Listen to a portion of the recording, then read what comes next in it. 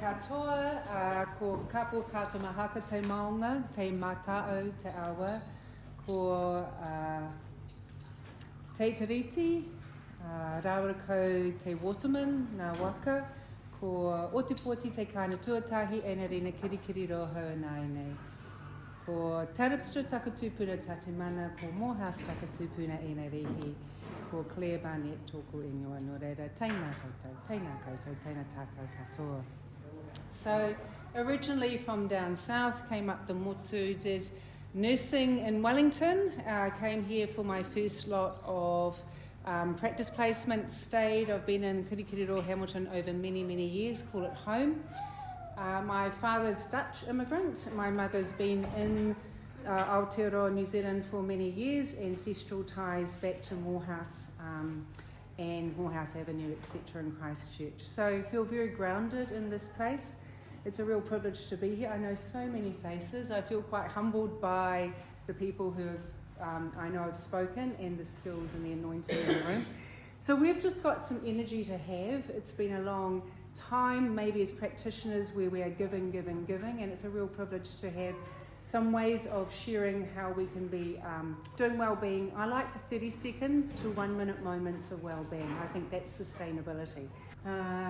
Just a holistic framework. We always have used Te Whare Tapawha with Sir Mason Jury's Mauri Ora space. I went to a Compass workshop in 2021 here in Kirikiri. It was one of his last times apparently of speaking publicly, and he brought in the Mauri Ora space to that, and of course I cannot reproduce that, but I'm going to borrow a little bit from it, just the Hine Ngaro, the whānau space, the tinana, the wairua, and the actual, what have I missed? The whenua, the new one. So this is just short, sharp. I will need a timekeeper for each 5 minutes, if you can just go ding, because how do you do well-being in such a short time, and how do you do it in a really open way? But for the ha, now we all have our breath. I work a lot with health professionals. They tell me, excuse my language, please, you're not going to do that shit with me, are you? You're not going to do that breathing shit with me. So from that space, I decided, point taken, let's do the breathing in a different way. So if we just put our, you can sit, stand, eyes closed, doesn't really matter. Put your hand on your belly, because that's our centering. And the ha has been with us forever. It's often the way we're going to welcome. It's the way we are present to each other. It's the way we see. That sensory knowing that I see you, to use the avatar. So with your hand on your belly, I'd like us to feel our way to our breath, not think about it. So I'm not quite liking the counting breath stuff. It doesn't work for me, because it keeps me in my thinking brain. And my training has gone into the 3 brains, your thinking brain, your emotional brain, and your survival, or some of the other ways that we work. So we just feel the breath. And it's ha ki roto, ha ki waho. In through your nose, and out through your mouth. And we want to feel it as low as you can. So if your other hand's on your chest, for some of us, our breathing has been chest breathing for some time. For others, we know how we can be belly breathing. So ha ki roto. In through your nose, and out through your mouth. And I invite us to make a breath on the way out. If you can see where your 2 hands are, that's 50% more oxygen we're getting simply by doing a belly breath. And as health professionals, and someone who knows that oxygen is everything to central well-being. So I do cell-based well-being in my practice. Every cell in my body is going to love it when I do a belly breath, because that's 50% more oxygen. So we're interspace between the practice and then a little bit of a korero. I hope that's not too disruptive. Now we are allowing the relaxed nervous system. For some of us, we will call it the parasympathetic nervous system. And that is from the vagus nerve, which is the nerve that runs from your head down to your belly. It's the longest nerve in your body, and is utterly stimulated by the long breath out. And then when you make a sound, you vibrate the back of the larynx, the voice box. And when you make that sound, you are double stimulating that relaxed nervous system. So this is your body working for you. This is your wider space. All right. So just going on to the hinenaro. So most of us are trained to think our way out of stress, to problem solve, and that's our thinking brain. It's very good. We love our thinking brain, but the emotional brain and the survival brain hate the thinking. You cannot think yourself out of survival reflexes. So in the amygdala, it's a reflex to fight, flight, freeze, or appease. And it's a reflex just like if I hit your knee here, it's going to go. Do you think your thinking brain's going to stop your knee? You can say, oh, if she hits my knee, my leg's not going to go up. No, it's just going to do it as a reflex. So our survival stuff is there. And what I like to do is to create a spectrum of psychological flexibility using the continuum. This is not rocket science, but what I find is if we do the simple things well, we've actually got a good baseline of well-being. So have a well-being scale right now, 1 to 10. The higher the number, the better your well-being. Okay? There's no right or wrong in this number. It's just an assessment skill. So who's, if you feel confident, who's got 7 and above for their well-being right now? Okay? So that's just a green zone. Green does not make it better than orange or red, and that's where we're going to go to, but it feels better, doesn't it? So I'm going to neutralize the numbers. They are just representing where I am right now. Who's in orange, which is I was positions 4 to 6. That's me. Yep, I think most people in stressful lives are around 4 to 6. Who's in red, which is 3, 2, or 1? And I can put myself there yesterday, for sure. In fact, red zone, I would suggest in our everyday life we have moments in red, orange, and green. So that's what the traffic light's there. We want to normalize it, okay? So think about your well-being scale. So I had a conversation with my son the other day, and in probably 2 sentences I went from red, orange, and green. So once we slow this down, I want full permission to say it's not about the number, is it good or bad, because that's how we think about it. It's about what are the tools I'm going to use for that number. So to honour myself for a 4 to 6, I might do different things. So the first tool, I'll just bring them all up actually. If you're 7 and above, carry on. You got yourself to a place, so have a wee think now for the times when I'm 7, 8 or 9. I don't believe 10 out of 10 exists except for those magical random numbers where maybe that sunset was so good or that sex was very wonderful or something. Okay, it's fleeting, it's not sustainable. I have many clients who say to me, oh, I must be 10 out of 10 to be well. I say wellness can be in 7 or it can be in your orange, or you can have really good wellness. I still remember a beautiful client that she was probably, all her exes were mostly in red, but because she was doing stop, get help, and building up her reservoir of supports for her, she was actually living quite well because her red zones were external things happening all the time. All the time. So we can't control the hits. I call them life hits. And sometimes we do get punch drunk and there's no referee to take us off the floor or give us the smelling salts. So I want to take the stigma out of red zone. It is part of life journeys. For some of us, we've been in red zone a long time. But if we can keep stopping, as we meet to at the red traffic lights, what happens if we don't stop at the red traffic lights? Literally when we're driving. Crash. There's a risk of harm to me or to somebody else. So if this is your continuum for psychological flexibility, honour your red zone hits and let's give ourselves permission to say I'm a 3 out of 10. 3 is your big circle because it's the adjustment from being so-so to actually now I'm a little bit wobbling. And it's a sliding scale. So 3 and 2 and 1. 1 is a suicide risk. And I'm using these tools for you guys, but I'm hoping you can share them with your clients and with your whānau. So we want to acknowledge that it's a slippery slope. It's much harder to get up that slope to well-being. So we captured at the 3 and we honour it because there's too many life hits going on. So we stop because otherwise there's a risk of harm. And at 1, I would suggest the times I've been at 1, I would be suggesting that 80% of people would be at suicide thought, not necessarily plan or action or means or anything like that. But there's been times I've thought, I wish I wasn't here. I just wish I didn't have to wake up. I wish that I could just go, oh, my best fantasy when parenting was super hard was I could just go on a desert island and nobody bothers me.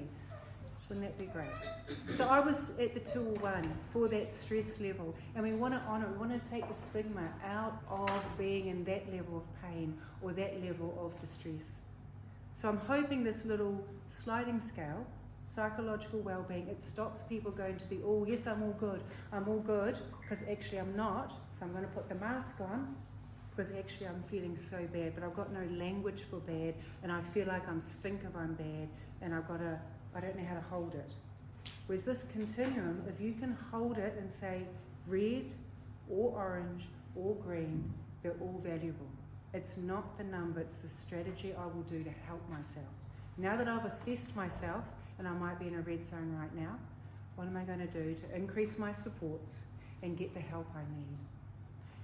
The slow down, is this helping or hindering? Really empowering question. Your orange zone, I do a lot of work with people on the early warning scale. I'm a nurse and midwife, so that's what we use in our physical realm, and I always borrow from the physical and apply it to the psychological to take the stigma out. So as a nurse, I'm looking at blood pressure and temperature and getting all the early warning signs if somebody's deteriorating. Well, let's borrow from that and go to our well-being scale. What are my early warning scale signs? How do I know if I'm deteriorating emotionally or psychologically or in relationships or in terms of stink thinking or whatever way it shows itself? And then carry on, grow the good. So this is I'll get you to write this out. This was borrowed a little bit from, who's heard of Dr. Lucy Hone? Should be Hone, but it's Hone. No, it's Hone. So there's a TEDx talk. So TEDx Christchurch 2019, 3 top resilience tools. So I've borrowed some of her work and put it to this slide. And 3 top resilience tools.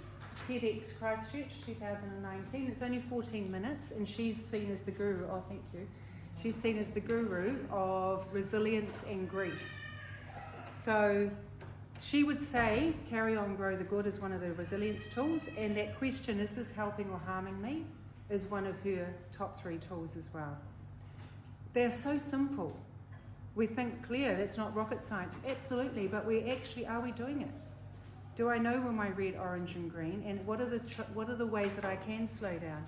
So that'll be going to work. If I'm going to work at 3, I really need to do some well-being tools before I go into a workplace that might drain me further.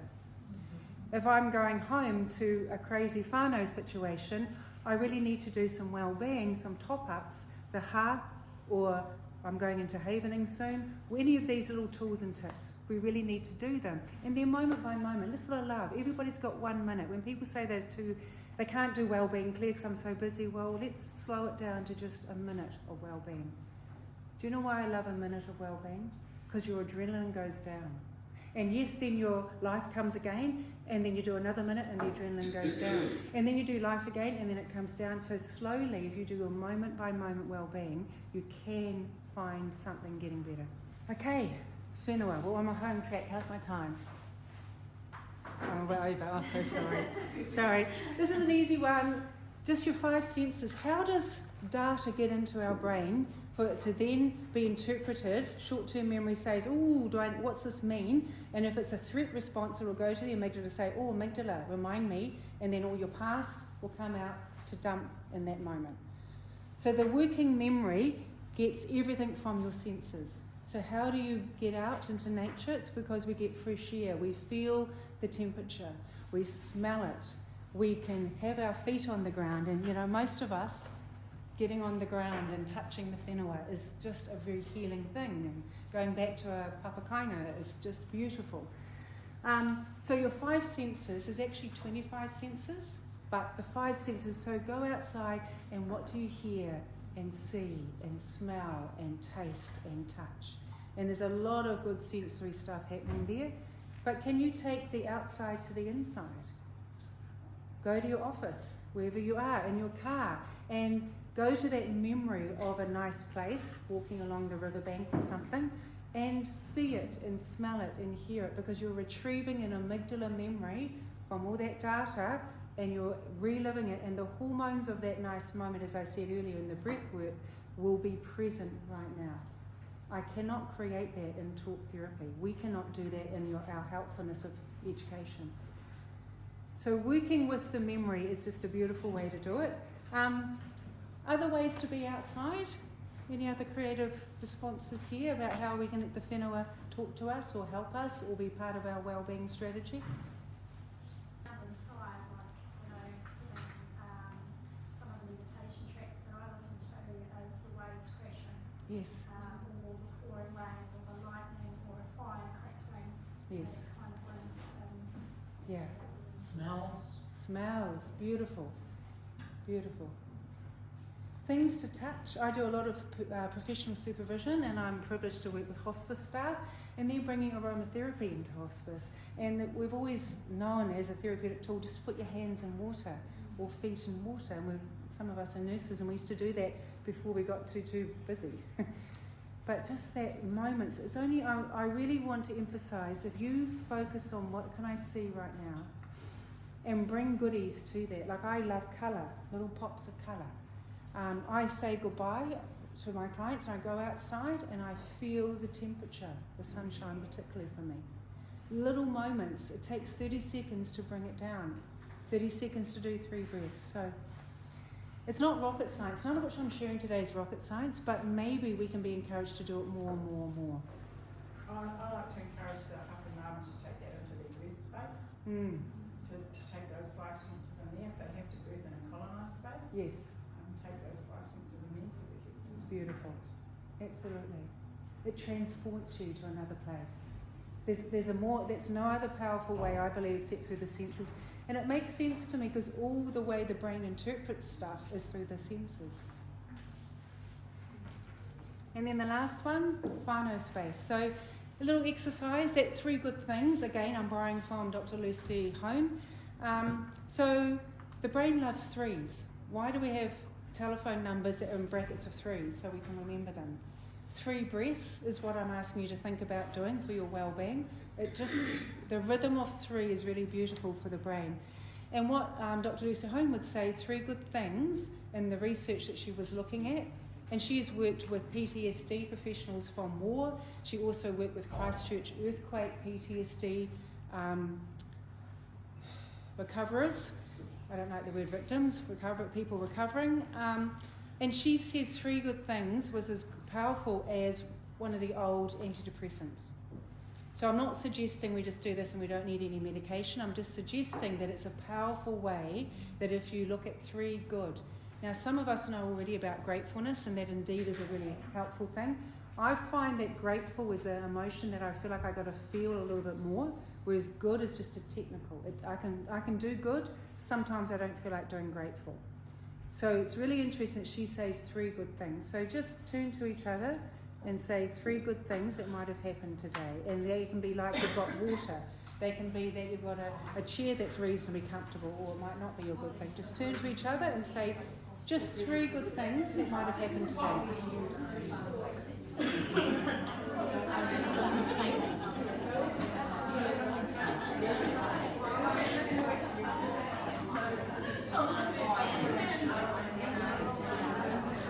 And we've only got a minute, so 30 seconds each.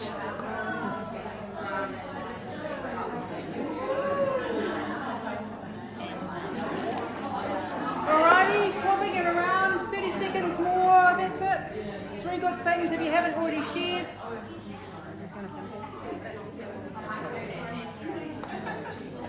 You're a good thing to me.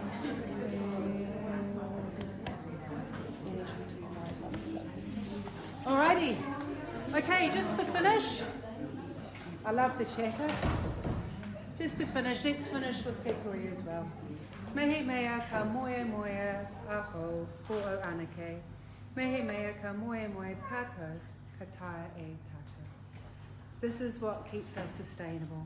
If I dream alone, but when we do it together, we shall succeed. And that's the mahi for perinatal wellness, isn't it? Nō reira, tēnā koutou, tēnā koutou, tēnā koutou.